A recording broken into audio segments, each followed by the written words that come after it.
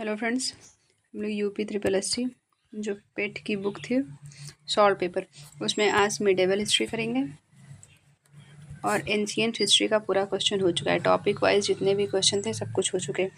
Start करते हैं। First topic है इसमें अरब एवं तुर्की आक्रमण। अच्छा लगेगा तो लाइक, शेयर और सब्सक्राइब जरूर करिएगा। फर्स्ट टॉपिक है अरब तुर्की आक्रमण, महमूद गजनवी और मोहम्मद गोरी। स्टार्ट करते हैं। फर्स्ट इसमें जितने भी क्वेश्चन हैं सब यूपी ट्रिपल एस सी आयोग द्वारा पूछे गए हैं।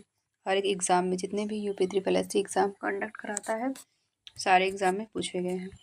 और UP triple S C PET का जो डेट है, एग्ज़ाम डेट, वो आउट हो चुका है, इसलिए इसको ज़रूर देखिएगा और लाइक, शेयर, सब्सक्राइब जरूर करिएगा, शेयर ज़रूर करिएगा। फर्स्ट क्वेश्चन से स्टार्ट करते हैं। मोहम्मद गोरी किस वर्ष पृथ्वीराज तृतीय से पराजित हुआ था? 1471 में, 1191 में, 1391 में, 1061 में। इसका सही आंसर हो जाएगा 1191 में, तराइन के युद्ध में मोहम्मद गोरी पराजित हुआ था। देख लेते हैं डिस्क्रिप्शन में। पृथ्वीराज चौहान ने तृतीय 1191 ईस्वी में तराइन के प्रथम युद्ध में और 92 में तराइन का द्वितीय युद्ध हुआ था, जिसमें मोहम्मद गोरी से वो पराजित हुआ था। सबसे पहले ये पराजित किया था मोहम्मद गोरी को और फिर मोहम्मद गोरी से पृथ्वीराज चौहान पराजित हुआ था और उसके बाद भारत में तुर्की राज्य की स्थापना हुई।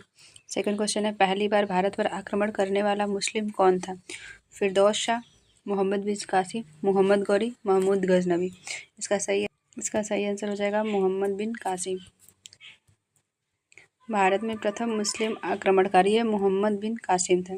1711 ईस्वी में अब्दुल्लाह और बुदैल के नेतृत्व में सिंध क्षेत्र पर अरबों का पहला असफल आक्रमण हुआ। उसके बाद 1712 में 17 वर्षीय मोहम्मद बिन कासिम के नेतृत्व में दाहिर को पराजित किया और इसकी भारत पर आक्रमण करने का जो साक्ष्य है चचनामा और मीर मोहम्मद मासू की पुस्तक तारीख़ सिंध में मिलता है। तो मोहम्मद बिन कासिम याद रखिएगा। नालंदा प्राचीन शिक्षण एवं मठ का एक केंद्र था, कब नष्ट हो गया? 1640, 600 ईस्वी में, 980 ईस्वी में, 1200 ईस्वी में, 1527 ईस्वी में।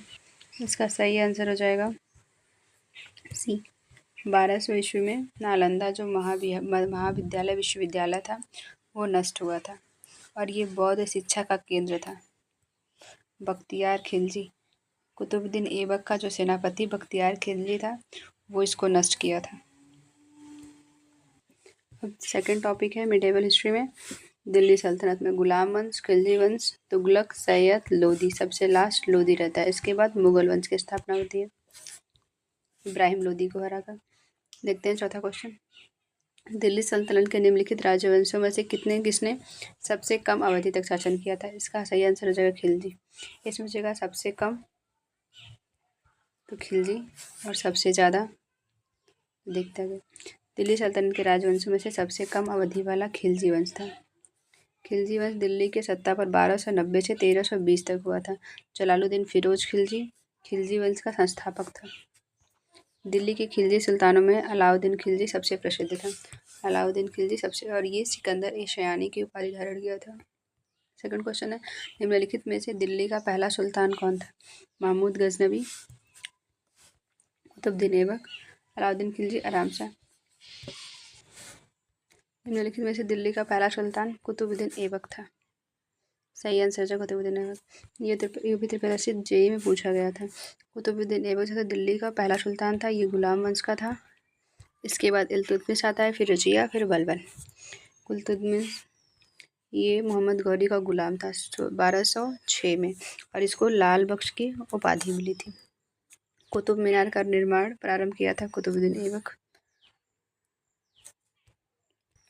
कुतुबुद्दीन ऐबक किस राजवंश का संस्थापक था? लोदी वंश, तुगलक वंश, गुलाम वंश, खिलजी वंश। इसका सही आंसर हो जाएगा गुलाम वंश।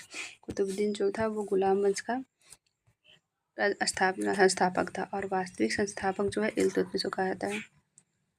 गुलाम वंश की जो स्थापना हुई थी 1206 में कुतुबुद्दीन ऐबक ने की थी। गौरी को गुलाम कहा जाता है और लाल बख्श की इसको उपाधि भी मिली थी और इसने राजधानी लाहौर बनाई थी। कुतुब मीनार की नींव डाली थी। और ये मैं कुबत उल इस्लाम मस्जिद का निर्माण कराया था। अजमेर में 2.5 दिन का झोपड़े का भी निर्माण कराया था। लौ एवं रक्त की नीति किसने अपनाई थी? बलबन ने अपनाई थी। बलबन गुलाम वंश का था। लौ एंड सिजदा और पाबोस की विधि भी बलबन ने ही अपनाई थी।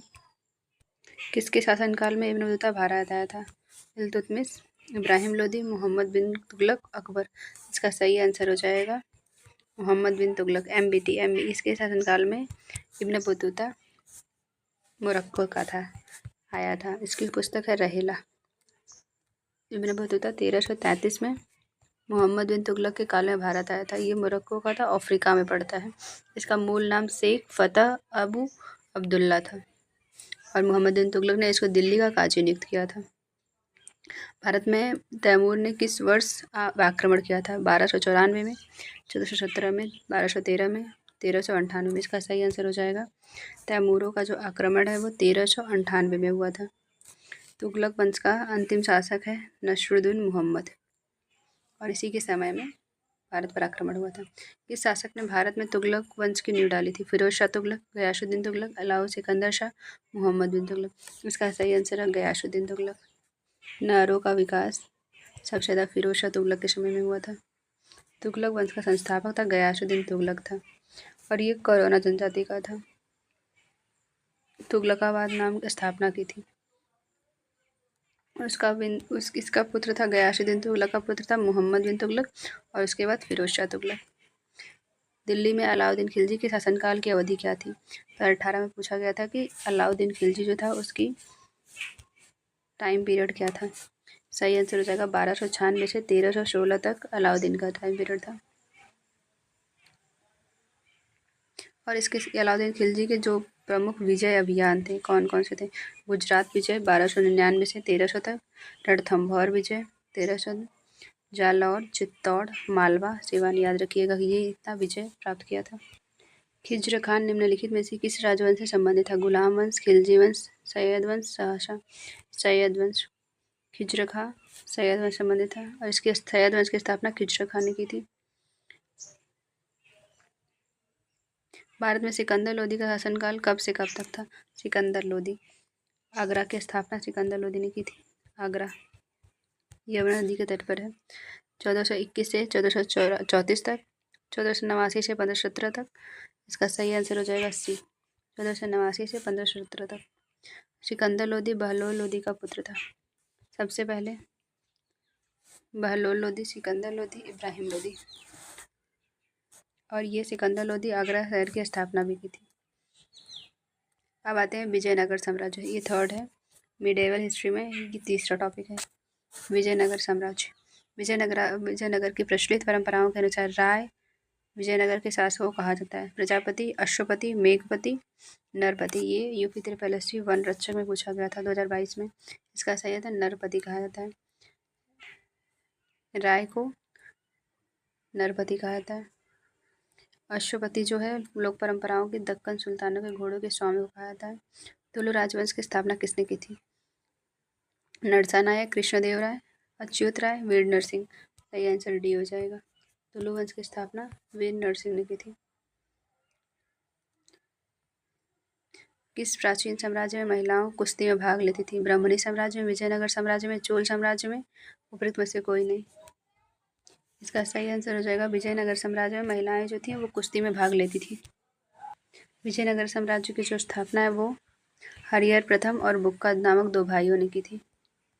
विजयनगर राज्य किस नदी के किनारे स्थित है? गंगा, कावेरी, तुंगभद्रा, कृष्णा। सही आंसर है तुंगभद्रा। इसकी स्थापना 1336 में हुआ था। हरिहर और बुक्का 2 भाई थे उनके नाम पर। संगम राजवंश की स्थापना भी की थी। विजयनगर साम्राज्य की राजधानी है अनेगुंडी, विजयनगर, पेनुकोंडा, चंद्रगिरी। विजयनगर साम्राज्य के संस्थापक कौन थे? हरिहर राय, बुक्का, कृष्णदेव राय, सुदर्शन। हरिहर और बुक्का दोनों। 1336 में दोनों ने मिलकर स्थापना की थी। विजयनगर साम्राज्य के निम्न राजवंश हैं संगम वंश, शालू वंश, तुलु वंश और अभिडु वंश। संगम वंश के संस्थापक हरिहर बुक्का थे। अब आते हैं सिख धर्म भक्ति सागर धर्म, ये चौथा टॉपिक है। इसमें दिल्ली सल्तनत, प्रथम आक्रमण, विजयनगर साम्राज्य। अब आते हैं सिख धर्म एवं भक्ति आंदोलन। मध्ययुगीन भारत में भक्ति आंदोलन के प्रमुख अगुंकारों में से कौन थे? शंकराचार्य, कालिदास, स्वामी विवेकानंद, स्वामी दयानंद सरस्वती। इसका सही आंसर हो जाएगा शंकराचार्य। इनके द्वारा प्रतिपादित दार्शनिक परंपरा जो थी अद्वैतवाद था। गुरु ग्रंथ साहिब के संकलन को प्रमाणित किया था? गुरु अंगद ने, गुरु नानक ने, गुरु गोविंद ने। सही आंसर हो जाएगा गुरु गोविंद ने गुरु ग्रंथ साहिब का संकलन किया था।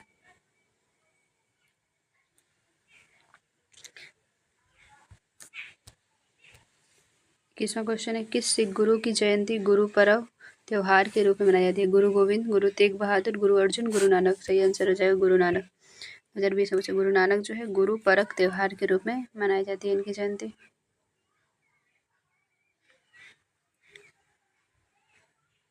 वर्ड्स, किस वर्ड्स में गुरु गोविंद साहिब ने बैसाखी दिवस को आनंदपुर साहिब के सिखों की सामान्य बैठक बुलाई थी? खालसा पंथ की नींव रखी थी? इसका गुरु गोविंद सिंह जो थे अंतिम और 10वें गुरु थे। 1699 में खालसा पंथ की स्थापना की थी। ये पूछ सकता है कि खालसा पंथ की स्थापना कौन से गुरु किए थे और कौन से नंबर के थे और कब किए थे? 10वें या आखिरी सिख गुरु के नाम गुरु गोविंद सिंह थे। 10वें और 10वें गुरु थे। इसमें 10 गुरु होते हैं। सबसे पहले गुरु नानक होते हैं, अंगद, अमरदास, रामदास, अर्जुन देव, हरगोविंद, हरराय, हरकिशन, तेग बहादुर, गुरु गोविंद। आखिरी जो थे गुरु गोविंद थे। लंगर परंपरा किसने आरंभ किया था? गुरु नानक, गुरु अंगद, गुरु रामदास, गुरु गोविंद। सही आंसर हो जाएगा गुरु नानक। सिख धर्म की स्थापना गुरु नानक ही ने की थी और ये लंगर व्यवस्था की स्थापना करी थी।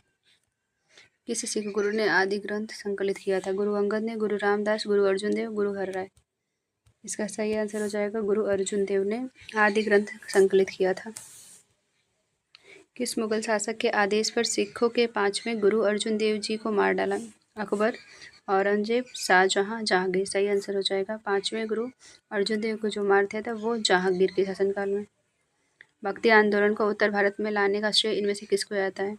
रामानुज, माधवाचार्य, रामानंद, रामदास। इसका सही आंसर सी हो जाएगा रामानंद। इनमें से कौन सा विकल्प सही ढंग से मेल नहीं खाता है?